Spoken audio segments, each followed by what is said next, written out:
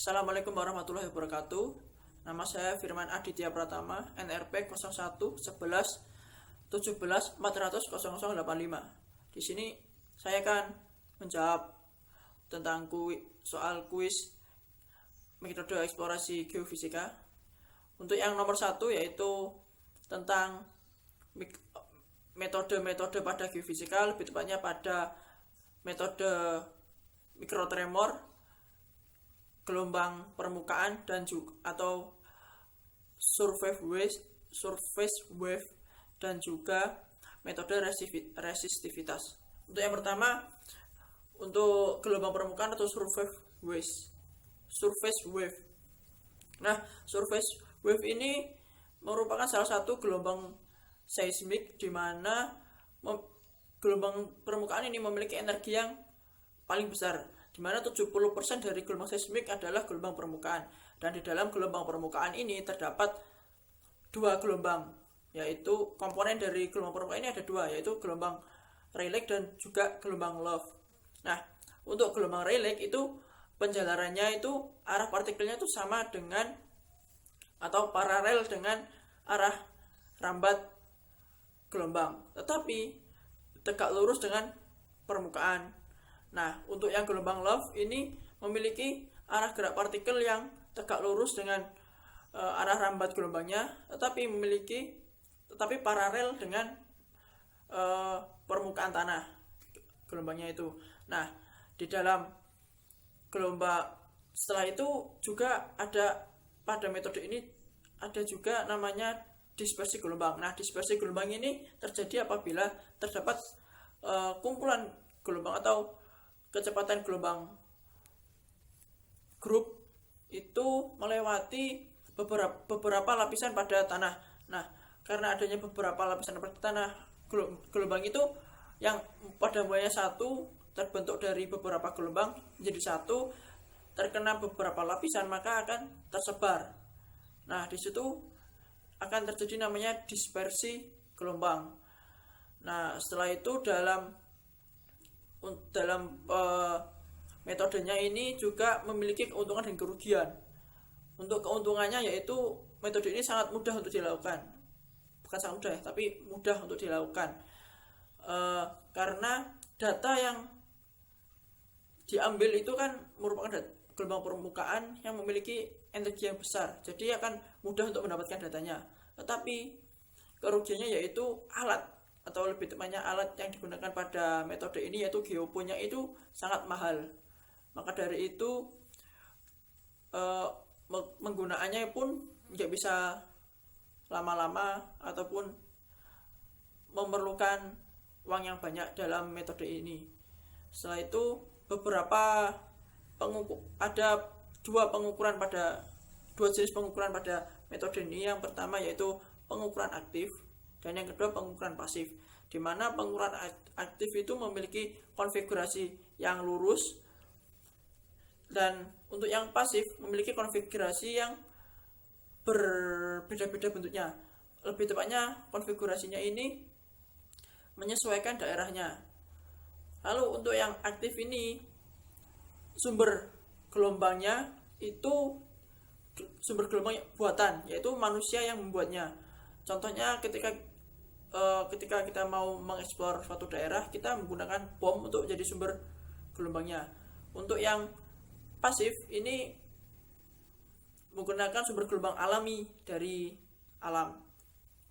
Lalu untuk langkah-langkah pada surface wave ini, yang pertama yaitu ya sudah pasti yaitu pengambilan data atau observasi dulu. Pengambilan data ini menggunakan dua konfigurasi pengukuran tadi, terserah mau dipilih yang mana.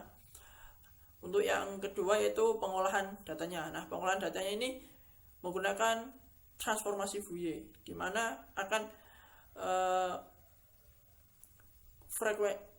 frekuensi ini akan diubah kecepatan gelombang geser ini akan diubah ke domain frekuensi. Lalu setelah itu untuk interpretasinya bisa menggunakan metode HVSR. Untuk selanjutnya yaitu metode mikrotremor. Nah, untuk metode mikrotremor ini juga merupakan salah satu penggunaan gelombang seismik sebetulnya hampir sama dengan surface wave, tetapi memiliki skala yang lebih kecil karena mikrotremor ini memanfaatkan adanya gelombang-gelombang mikro yang ada di sekitar. Seperti contohnya adalah gelombang air laut, angin, getaran di jalan raya ataupun getaran-getaran kecil di dalam tanah. Seperti itu. Nah, prinsip yang digunakan pada mikrotremor itu yaitu menggunakan hukum Snellius. Seperti kita ketahui bahwasanya hukum Snellius ini yaitu hukum yang memanfaatkan adanya pembiasan cahaya atau pembiasan gelombang. Ketika suatu gelombang melewati lapisan yang memiliki indeks bias yang berbeda, maka gelombang itu akan terbiaskan. Sama halnya dengan tanah. Tanah memiliki beberapa lapisan di dalamnya, dan lapisan tanah atau tanah yang sangat sering membiaskan itu dan dia berada di dekat permukaan itu tanah sedimen, di mana tanah sedimen ini dapat membiaskan ataupun menangkap gelombang di dalam tanah itu yang akhirnya akan ditangkap oleh mikrotremor ini. Nah, dalam mikrotremor ini memiliki keuntungan dan kerugian juga. Keuntungan dari mikrotremor ini mudah untuk digunakan dan juga hasil selain mudah digunakan itu dia itu dapat digunakan untuk menentukan indeks kerentanan bangunan. Untuk kerugiannya, karena mikrotremor ini sangat sensitif terhadap getaran kecil, maka sangat banyak noise-nya. Jadi lalu setelah itu dalam pengolahannya, data yang didapatkan dari mikrotremor ini akan divisualisasikan pada salah satu dapat digunakan dengan aplikasi GeoC untuk memproyeksikan gelombang yang didapat. Nah, setelah kita diproyeksikan atau kita cari-cari gelombang di sana, yaitu gelombang yang lebih tepatnya disebutkan. Setelah itu setelah dapatkan beberapa gelombang, lalu kita interpretasikan dengan metode HVSR. Nah, berhubungan dengan indeks kerentanan bangunan itu, mikrotremor ini juga menggunakan parameter amplifikasi dan frekuensi natural. Amplifikasi yaitu yang dimaksud amplifikasi di sini yaitu ketika satu gelombang melewati suatu batuan atau material, gelombang itu akan mengalami penguatan. Nah, untuk yang frekuensi natural itu yaitu frekuensi pada daerah tersebut. Nah, ya lebih tepatnya daerah tersebut itu memiliki frekuensi yang berapa. Tetapi pada aslinya itu frekuensi natural itu seperti frekuensi yang sering muncul ketika kita melakukan pengukuran. Frekuensi yang sering muncul di daerah tersebut itu dapat dikatakan sebagai frekuensi natural pada daerah tersebut. Jadi itu untuk yang terakhir yaitu metode resistivitas. Nah, di sini di mana metode resistivitas ini menggunakan parameter resistivitas batuan atau tanah, di mana resistivitas batuan atau tanah itu faktor-faktor yang mempengaruhinya itu ada porositas, suhu atau temperatur tanah, ada juga tanah lempung atau tanah liat di dalam batuannya itu, dan juga fluida. Nah, untuk porositasnya ini akan mempengaruhi, yang dipengaruhi dari porositas ini yaitu pada rongga di dalam batuan itu. Rongganya itu besar atau kecil. Ketika rongganya besar, maka resistivitasnya akan besar juga. Ketika rongga itu tidak ada isinya, tapi ketika ada isinya akan berbeda lagi. Dan juga selain rongga, juga susunan butir batuan di dalam batu, susunan butir batuan dalam batuan itu akan mempengaruhi pada ketika dia teratur bentuknya, maka resistivitasnya besar, tapi ketika tidak teratur akan kecil nilai resistivitasnya. Dan juga besar butir batuan itu juga mempengaruhi. Untuk suhu atau temperaturnya. Nah, untuk suhu dan temperatur ini lebih tepatnya terjadi karena adanya fenomena termoelektrik, di mana ketika suatu batuan terkena suhu yang sangat besar, di dalamnya atom-atom itu akan bereaksi atau bergerak dengan sangat cepat. Nah, karena ada gerakan yang sangat cepat ini, dia akan mengalami tumbukan ini yang akan mengakibatkan adanya medan listrik ataupun aliran listrik. Setelah itu, maka dari itu ketika terdapat suhu yang besar pada batuan, dapat dikatakan resistivitasnya itu kecil. Untuk fluida dalam batuan itu tergantung pada fluidanya ini elektrolit ataupun non elektrolit. Ketika fluida di dalam batuan ini elektrolit, maka batuan ini mengindikasikan memiliki resistivitas yang kecil. Kebalikannya untuk yang non elektrolit, maka resistivitasnya besar, dan fluida ini yang akan mengisi di pori-pori pada batuan itu. Setelah itu ada tanah liat atau tanah lempung, di mana tanah lempung ini bersifat tidak menyerap air ataupun kedap air. Nah, maka dari itu ketika di dalam batuan itu terdapat tanah liat, maka resistivitasnya juga akan besar. Nah, selain ada faktor ini, kenapa kita menggunakan parameter resistivitas bukan parameter konduktivitas? Karena pada batuan ini memiliki sifat resistor. Sifat resistor ini berarti bahwasanya tanah itu bersifat menghambat aliran listrik, bukan untuk mudah menghantarkan. Dan juga besar nilai resistivitas pada batuan itu lebih besar daripada besar nilai konduktivitasnya. Oleh karena itu, untuk memudahkan kita mengukur, kita menggunakan parameter resistivitas. Lalu untuk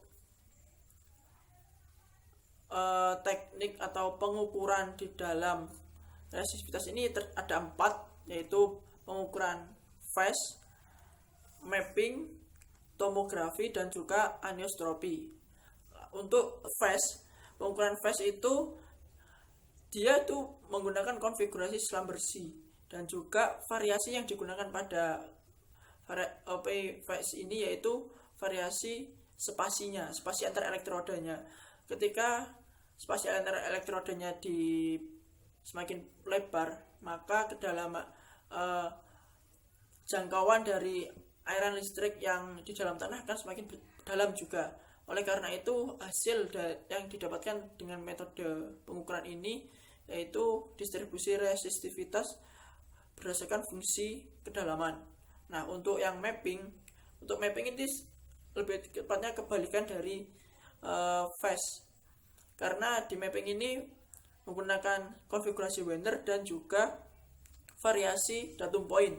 Nah, datum point ini yaitu kedalaman atau letak posisi tanah yang kita akan eksplorasi. Untuk variasinya menggunakan variasi datum point ini, dan spasinya itu tetap. Maka dari itu, hasil yang didapatkan dari pengukuran ini yaitu menghasilkan distribusi resistivitas berdasarkan fungsi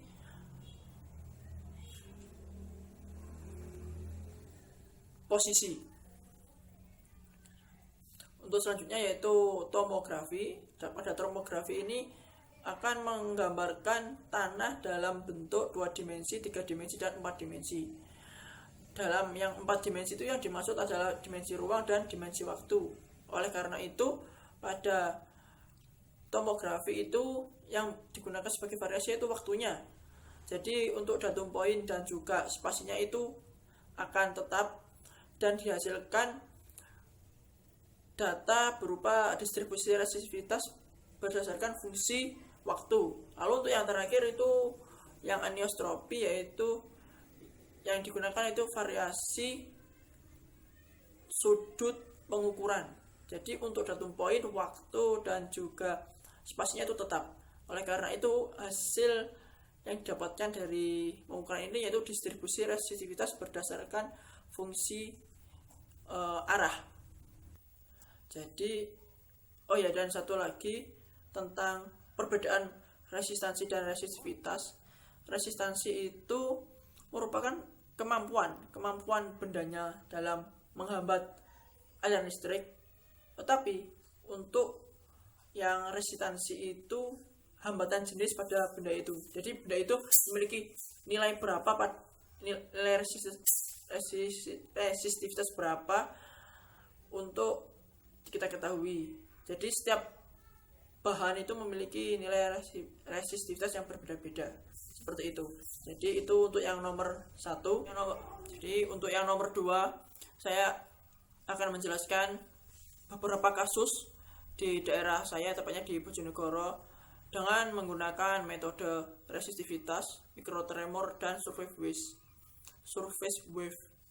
Nah, daerah Bojonegoro ini kebanyakan itu tanahnya itu tanah liat, dan juga banyak terdapat minyak di dalamnya, dan juga ada sebagian daerah yang pada terletak di dataran tinggi. Nah, untuk kasus yang pertama, seperti daerah yang terletak di dataran tinggi itu memiliki kemungkinan adanya tanah longsor. Hal itu terjadi karena sekarang semakin sedikitnya hutan-hutan yang berada pada di dataran tinggi tersebut. Nah, parameter yang digunakan pada tanah longsor itu yaitu amplifikasi tanah dan juga frekuensi natural pada tanah tersebut. Nah, kedua parameter ini digunakan pada metode mikrotremor. Nah, di mana dengan menggunakan metode mikrotremor kita akan bisa menentukan apakah tanah ini memiliki kemungkinan besar untuk longsor ataupun kemungkinan kecil untuk longsornya. Jadi untuk ketika tanah tersebut memiliki frekuensi yang kecil dan tetapi memiliki amplitudo yang besar dan juga yang akan membuat amplifikasinya besar, maka kerentanan tanah tersebut untuk longsor itu akan semakin besar karena terdapat amplifikasi di sana. Tetapi sebaliknya, ketika tanah tersebut memiliki frekuensi yang besar dan juga itunya kecil, amplifikasinya kecil, tanah tersebut memiliki kemungkinan longsor yang kecil, seperti itu.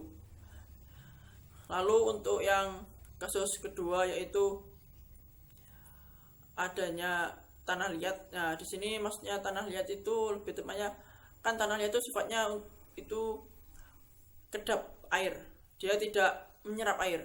Oleh karena itu ketika Bojonegoro ini pada musim kemarau, maka kekurangan air. Nah, di sini kita harus menemukan adanya aliran air tanah.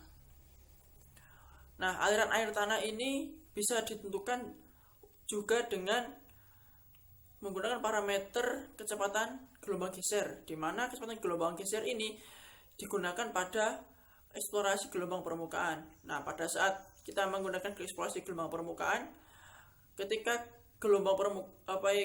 ketika mendapatkan data, lalu kita sudah mengolahnya, ternyata didapatkan adanya grafik yang memiliki anomali ataupun grafiknya itu berbeda, entah dia turun ataupun naik.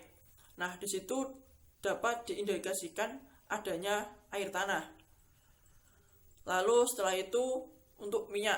Nah, di sini minyak itu kita bisa minyak itu memiliki sifat, bisa dibilang minyak ataupun hidrokarbon itu memiliki sifat yang nilai resistivitasnya sangat besar, karena sifat dari hidrokarbon itu menghambat aliran listrik.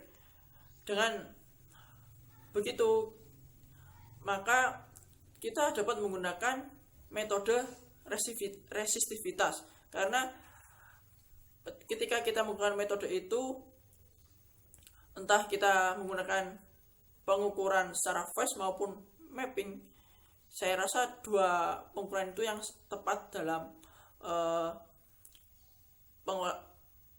eksplorasi minyak di sini. Karena yang pertama, untuk mapping, kita kan sudah tahu di dalam tanah Bojonegoro ini sudah ada minyaknya, cuman kita nggak tahu posisinya di mana, maka itu kita dapat menggunakan mapping. Tapi kita juga bisa menggunakan voice, karena voice itu merupakan dan data yang dihasilkan dari metode pengukuran voice ini, yaitu distribusi resistivitas berdasarkan fungsi kedalaman. Karena yang digunakan untuk variasinya itu spasinya. Semakin besar jarak antar spasi, maka semakin dalam jangkauan dari beda potensial yang menjalar dalam tanah, seperti itu. Jadi itu beberapa kasus yang dapat dieksplor dengan metode geofisika, lebih tepatnya dengan mikrotremor, surface wave, dan juga resistivitas. Sekian dan terima kasih.